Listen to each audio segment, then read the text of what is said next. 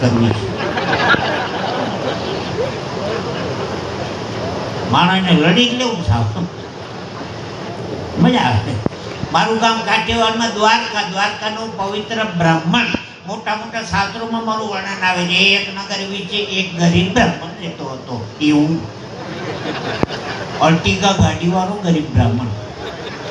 આપણા સનાતન હિન્દુ ધર્મના દેવી દેવતાઓ કેટલા? 33 કરોડ, કોઈ 33 કોટી કહે. હું મંદિરે દર્શન કરવા ગયો. મેં કીધું, ભગવાનને પ્રાર્થના કરી, ભગવાન સંતોષી બ્રાહ્મણ છું, મારે કાંઈ નથી જોતું. 33 કરોડ દેવતા, એક રૂપિયો આપો. તમને રૂપિયા ફેર નહીં પડે, પણ મારે ઉજાગરા મટે. મંદિરે જઈને માગો તો આવી રીતે માગવાનું, થીગડા હું મારવા. એક શેઠ કહેતા હતા, મંદિરે દર્શન કરવા આવું જ. મેં કીધું હાલો. મોટરની આગલી સીટમાં બેસી ગયો. શેઠ ડ્રાઇવિંગ કરતા હતા, એમાં ટ્રાફિકમાં બરાબર લાલ થઈ મોટર ઊભી રહી ગઈ. તમે જોજો, માગવા વાળા ભિક્ષુકો 4 રસ્તે જ ઊભા હોય. મોટર ઊભી રહી એટલે ભિક્ષુકી લાંબો હાથ ખેરો, શેઠે બારીનો કાચ ચડાવી દીધો. પછી લીલી લાઈટ થઈ ને મોટર આગળ નીકળી ગઈ. મેં કીધું શેઠ કાચ કેમ ચડાવી દીધા? મને કે માગવા વાળા બહુ હેરાન કરે. મેં કહું તમે અટાણે મંદિરે હું કામ જાઓ? માગવા જવાનું છો ને, તને આવતો ભગવાન એની બારીને કાચ ચડાવી દે તો આવ્યો ભિખારી આવ્યો. દયાળુ જેવી કૃપા ભગવાને આપણી ઉપર કરી હોય ને એવી કૃપા કોકની ઉપર.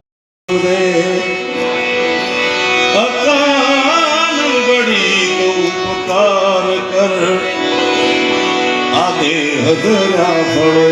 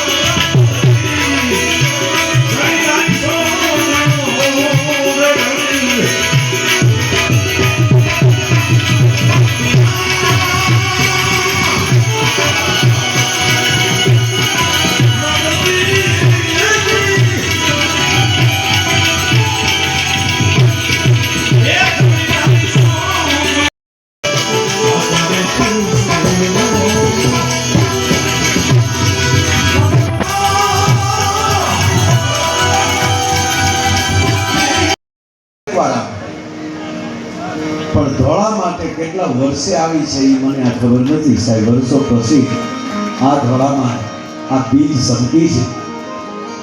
અને આવો રૂડો જ્યારે ઉત્સવ કર્યો છે, દિવસે પણ પૂજ્ય મોરારી બાપુ તેમજ જગતગુરુ શંકરાચાર્ય, દરેક મહાપુરુષો, મહાન સંતો, આજના યુગ પુરુષો એ ધોળામાં પધાર્યા. અત્યારે રાત્રિના પણ કેટલા સંતોની હાજરી છે. અમારે બંબાપુ બેઠા છે. એક સંતોના નામ લેવા બેસો તો રાઉન્ડેમાં પૂરો થઈ ગયા. રાઉન્ડ હું પેટથી ઉડી જાય સાહેબ. સાધુડાના નામ કેટલા લેવા સાહેબ. અમારે પૂજ્ય હરુબાપુની અહીંયા હાજરી છે. એ પણ જ્યારથી કનુબાપુએ આ ઉત્સવ ચાલુ કર્યા ત્યારના આની કરતા ચિંતા વધારે હરુબાપુ